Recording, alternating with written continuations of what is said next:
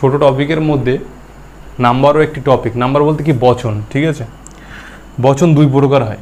বচন বলতে কি বলতো, যে একটা এবং দুটো বা দুইয়ের বেশি যদি আমরা কোনো নাউনকে বলি, যেটা অ্যাকচুয়ালি বলা যায় কাউন্টেবল, যেটা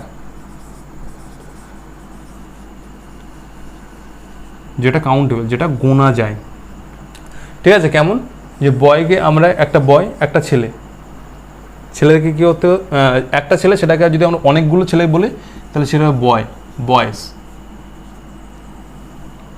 সিঙ্গুলার নাউনের শেষে যদি থাকে S, double S, CH, X, Z, singular নাউনের শেষে যদি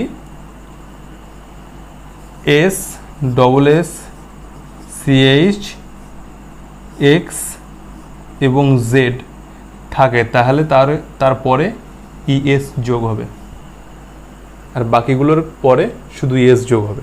দেখো, বয়, বয়েস, এর মধ্যে একটাও আছে, এর মধ্যে একটাও নেই। যেরকম যদি বলা অ্যাস মানে গাধা, একটি গাধাকে অনেকগুলো গাধাকে যদি বলতে যাই তাহলে অ্যাস এস হবে, ইএস হবে।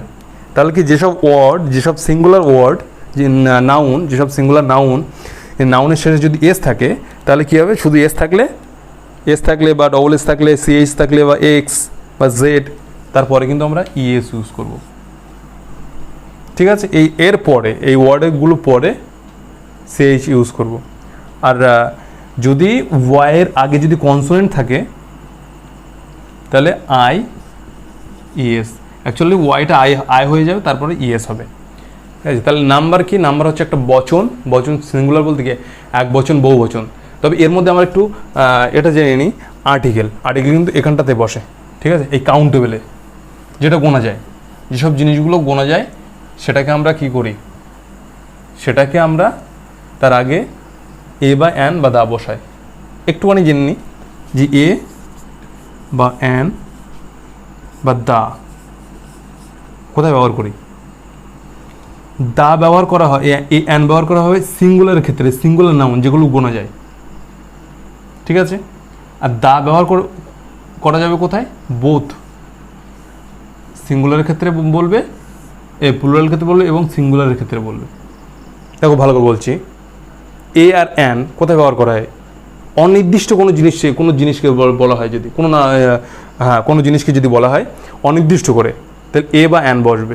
এ কোথায় বসবে, কনসোনেন্ট সাউন্ডের আগে, আর অ্যান কোথায় বসবে, ভাওয়েল সাউন্ডের আগে। যে সমস্ত নাউনের উচ্চারণ হবে অ, আ, হ্রস্বই,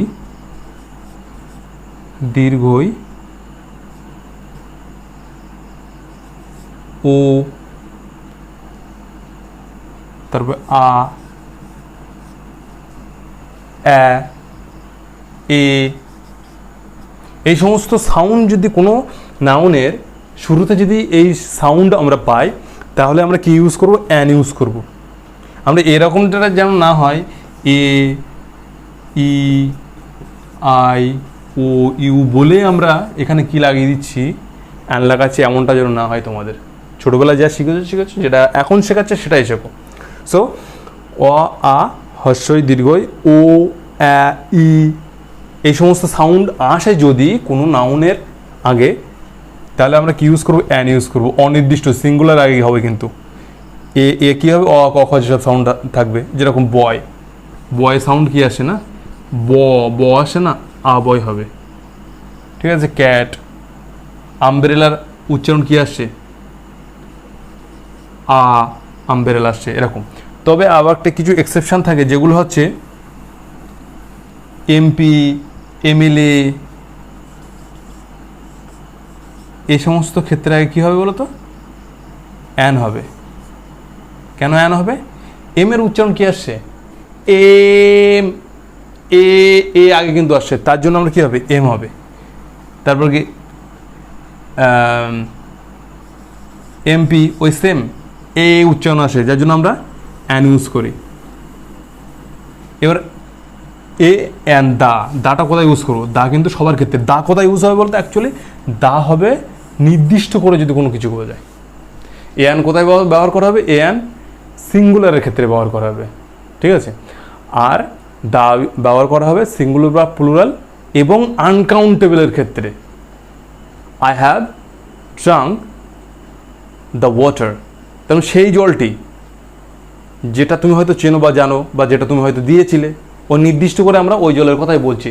তাহলে দা ইউজ করা হবে কি কোথায়? কাউন্টেবল প্লাস আনকাউন্টেবলের ক্ষেত্রে আমরা কি করব? দা ব্যবহার করব। আর এ বা অ্যান কোথায় ব্যবহার করা হবে?